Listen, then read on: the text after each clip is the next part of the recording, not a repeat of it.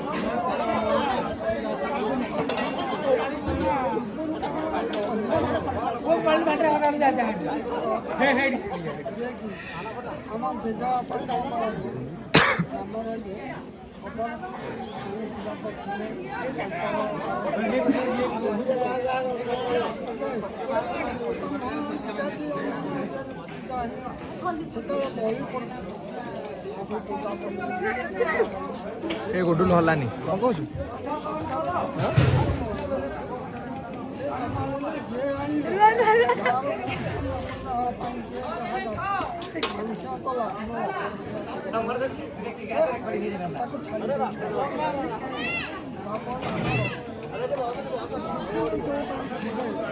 এই করো ঠিয়া লো ঠিয়া লো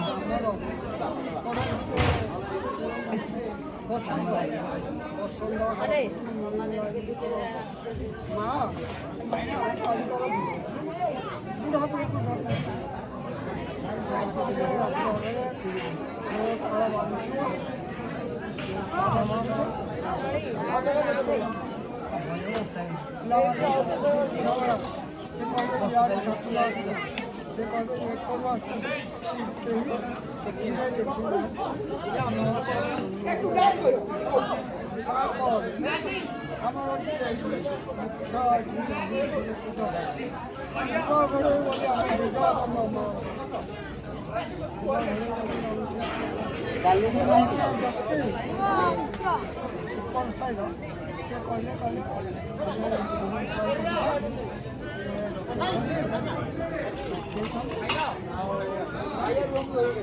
ଲୁଗା ବଦଳ କଥା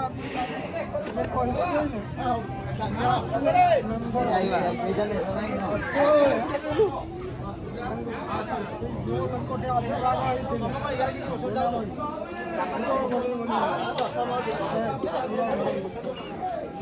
କହିଲେ ସେ ଅମୁକ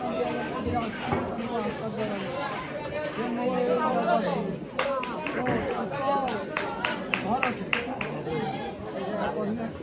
କହିଲେ ସେମାନେ ଯାଇକି ମା ସେଠାରୁ ଆଜି ଘଟ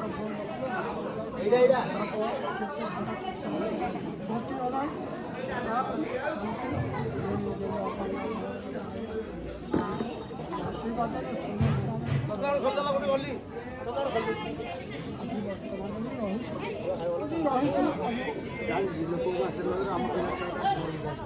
କିନ୍ତୁ ତମେ ମାନସିକ କରିବ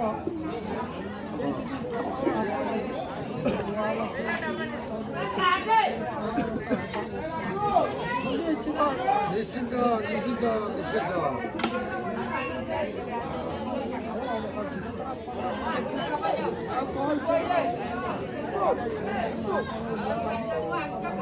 କହୁଛୁ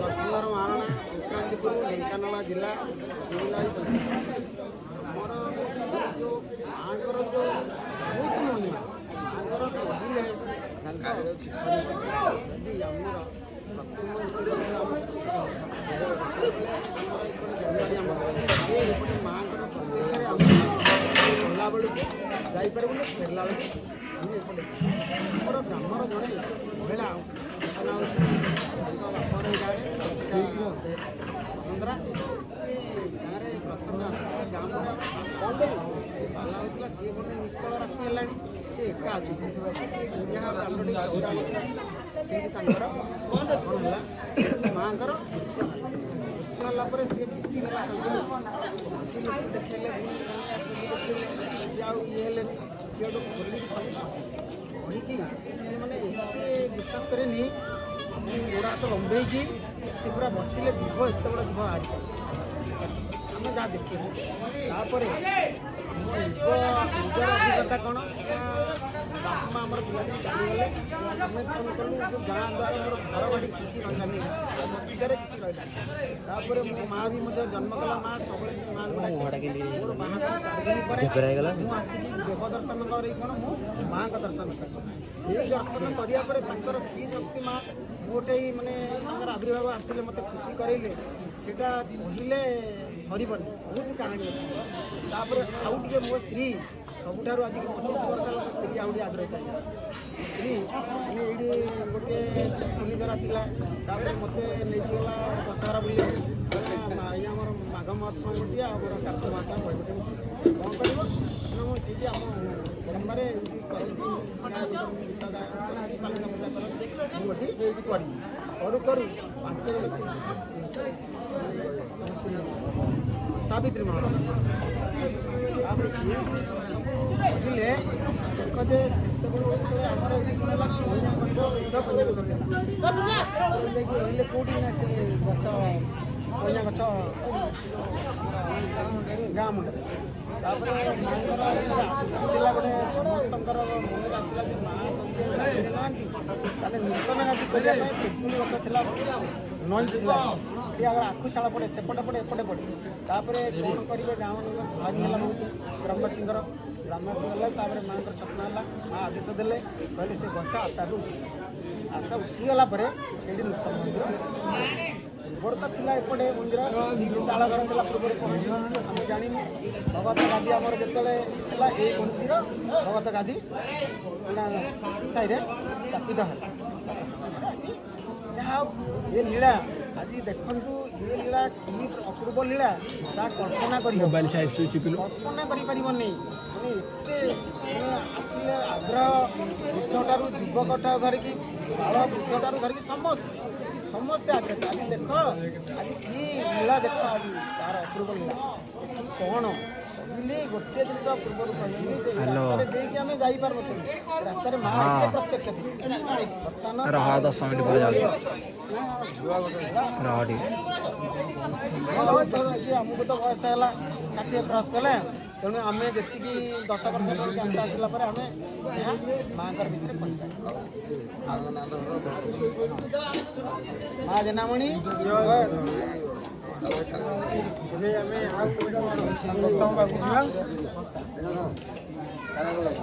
ସେ କାଳିଆ କହୁଛି କାହିଁ ଚାଲିଛି ଇଆଡ଼େ ଆମର ଭାଇ ପ୍ରସାଦ ସେବନ କରୁଛନ୍ତି। ଆମେ ପଚାରି ନେବା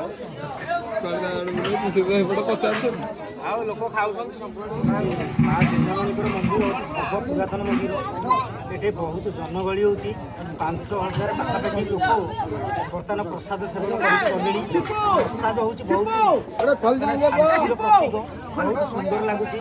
ଆମେ ବହୁତ ଖୁସି ମନରେ ପ୍ରସାଦ ସେବନ କରୁଛୁ।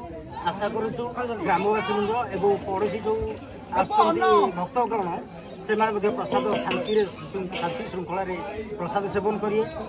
ଆମର ଯେଉଁ ସହକାରୀ କର୍ମୀ ଅଛନ୍ତି ସେମାନେ ବହୁତ ସହଯୋଗ କରୁଛନ୍ତି। ଆଉ ଦୀର୍ଘ ସ୍ଥାୟୀ ହେଇକି ସଂସ୍ଥା ଆମର ରହୁ, ସମସ୍ତଙ୍କର ସହଯୋଗ ରହୁ। ମାଆଙ୍କର ଆମେ ଉନ୍ନତି କାମନା କରୁଛୁ ଆଉ ଶାନ୍ତି ମନରେ ପ୍ରସାଦ ସେବନ କରୁଛୁ। ଏତିକି ମାଆଙ୍କ ପାଖରେ ଆମର କଟିକିରି ଏବେ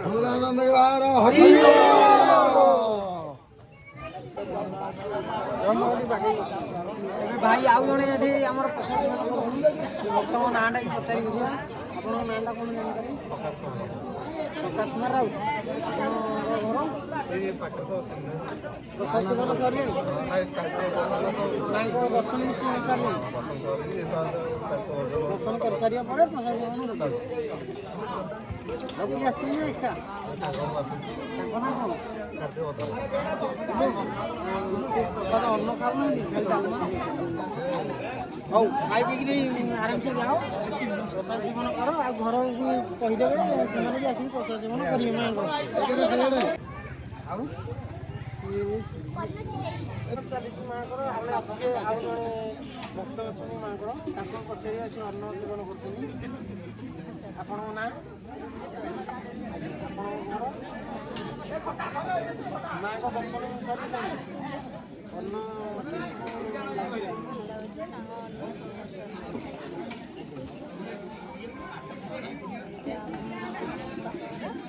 ଆପଣଙ୍କ ବାପ, ଆପଣ ମାଆଙ୍କ ଉପରେ କ'ଣ ଅନୁଭୂତି ଅଛି ଆପଣଙ୍କ?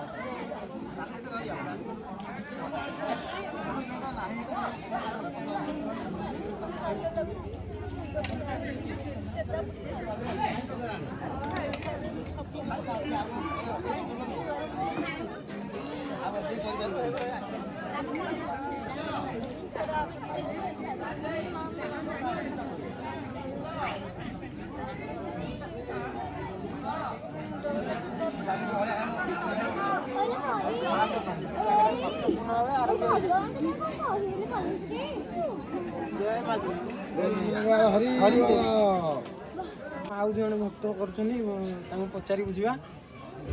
ଅନ୍ନ କେମିତି କ'ଣ ଲାଗୁଛି? ମାଆଙ୍କ ଦର୍ଶନ କରିବେ? ଆଜ୍ଞା, ଆପଣଙ୍କ ନାଁ? ଆପଣଙ୍କ ଘର? ଆମ ଘର ଢେଙ୍କାନାଳ ଦେଉଳ ସାଇଡ଼୍। ମୋ ଶ୍ୱଶୁର ହେଲା ଏଠି। ଆମେ ଆସିଥିଲୁ କାର୍ତ୍ତିକ ମାସ ପୂଜାପୂଜି କରିବାକୁ। ଏବେ ଟ୍ରାଏ କରିଥିଲେ, ଭଲ ଲାଗେ ବୋଲି ଶୁଣିଥିଲି ସବୁବେଳେ। ଆଜି ଏଇ ବର୍ଷ ଫାଷ୍ଟ ଟାଇମ୍ ପ୍ରସାଦ ଦର୍ଶନ କେମିତି ଲାଗିଲା? ଦର୍ଶନ ଭଲ ଲାଗିଲା। ଆସିଲା, ଆସି ଭଜନ କୀର୍ତ୍ତନ ସବୁ ହେଉଥିଲା। ଆରାମସେ ଦର୍ଶନ କରିକି ଯାଇଥିଲି। ପ୍ରସାଦ ଭଲ ଲାଗୁଛି। ବୋଲ ଆନନ୍ଦ ହରି